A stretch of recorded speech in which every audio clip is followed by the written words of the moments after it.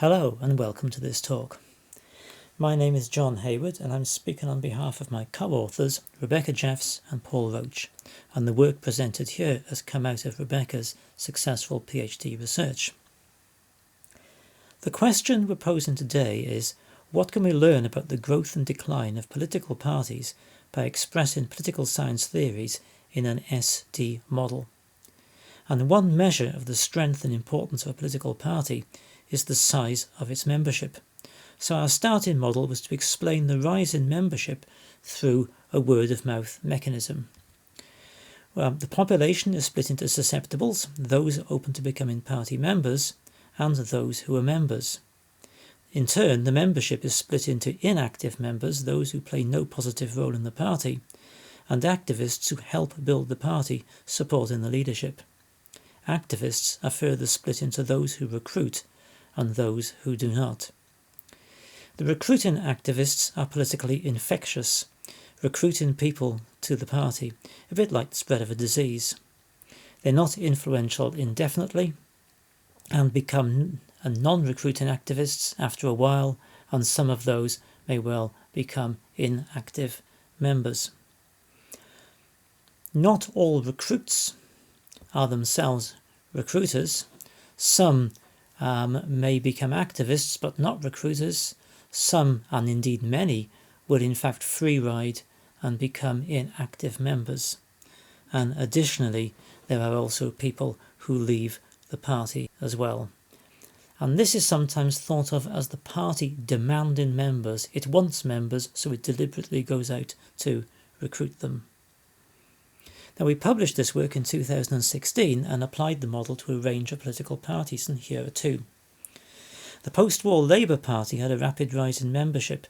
There was a deliberate recruitment strategy from around 1947 where the party intended to make every voter a party member.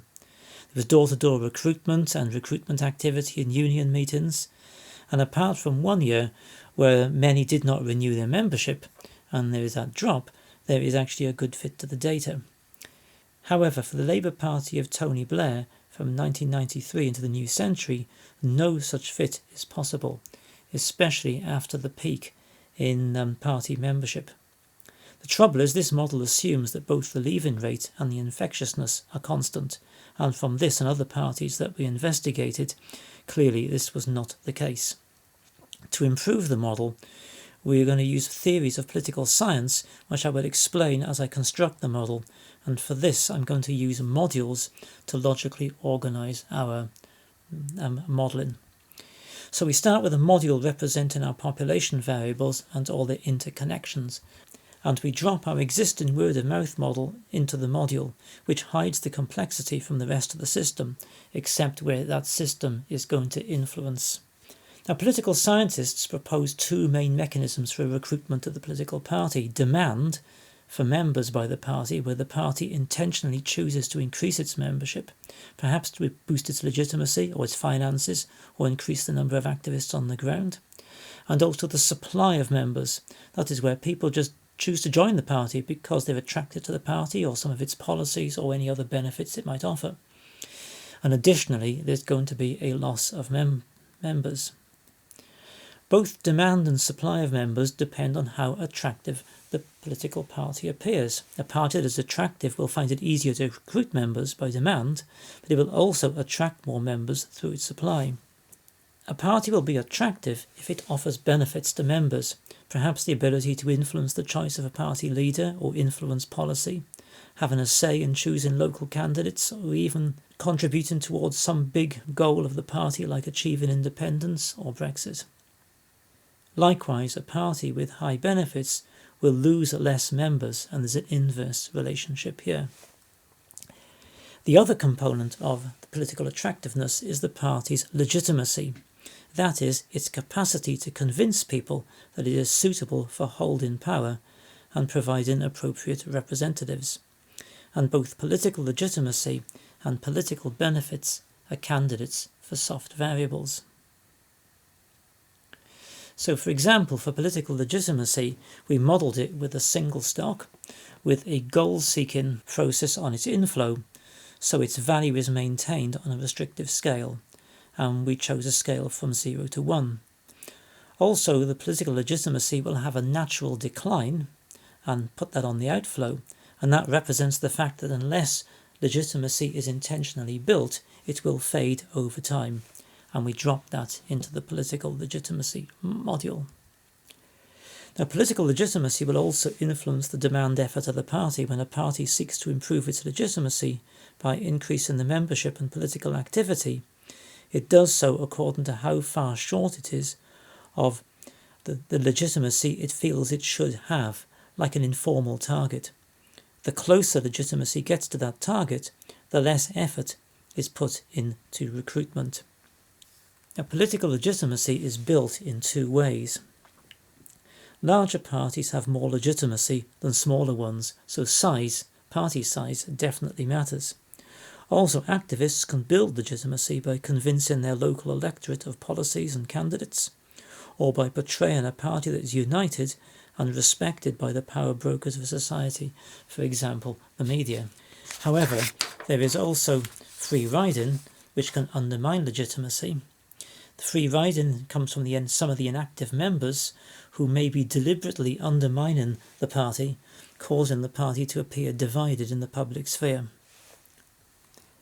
Well, the model fits well with the Labour Party in the 1940s and the 1950s, and the bulk of recruitment in that case comes from demand, which is not surprising considering the data already did fit that demand model. So let's see how it compares for the Tony Blair era from 1993. We can now take it up to 2009, which is beyond his time.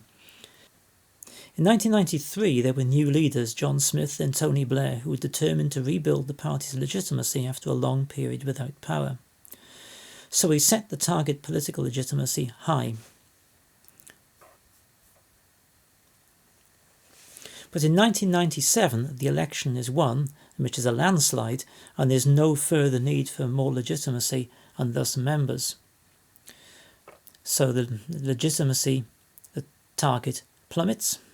And likewise, we set the initial benefits for membership high, but those benefits decline after the election win because members now have less influence on its party and its leaders, who are now involved with the business of government.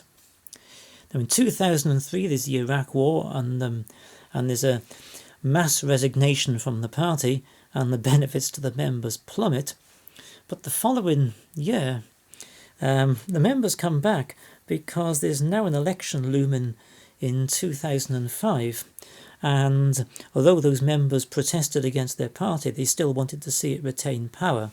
And likewise, there's a brief recruitment campaign, so the party is deliberately trying to increase its legitimacy to get through that election. Then the final rise in benefits occurs in 2007, where a new leader takes over the leadership of the Labour Party, and Tony Blair's era comes to an end, and there's now a greater opportunity to influence the future direction of the party.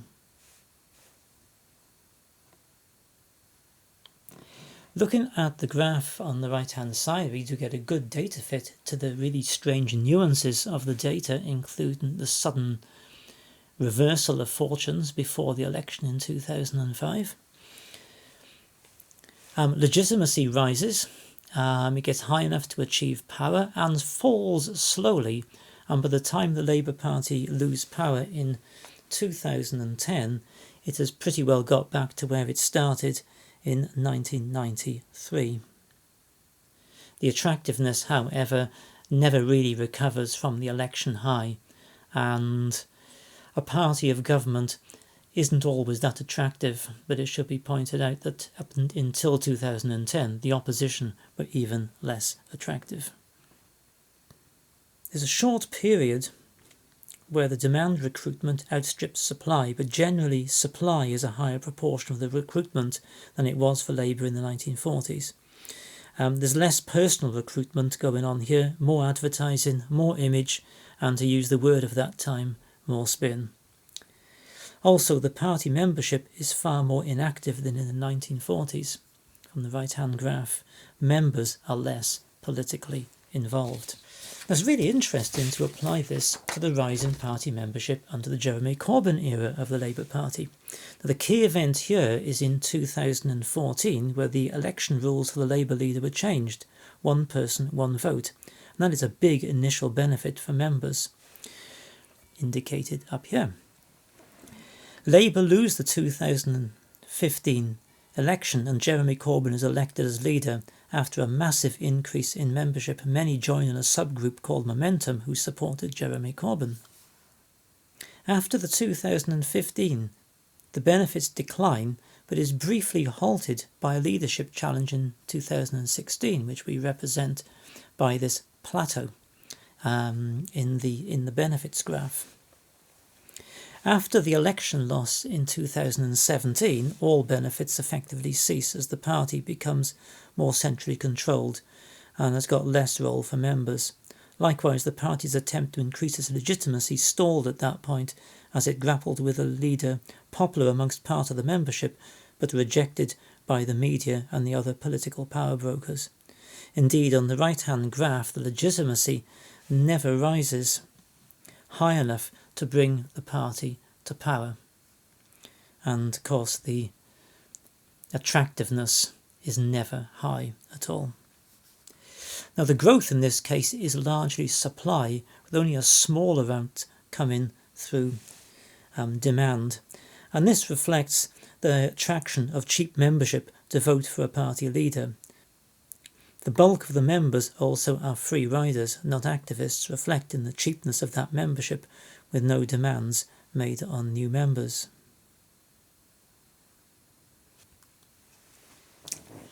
This modelling for us has actually raised more questions than answers, as we're struggling to find data to calibrate the models uniquely, and we've got some questions for political scientists.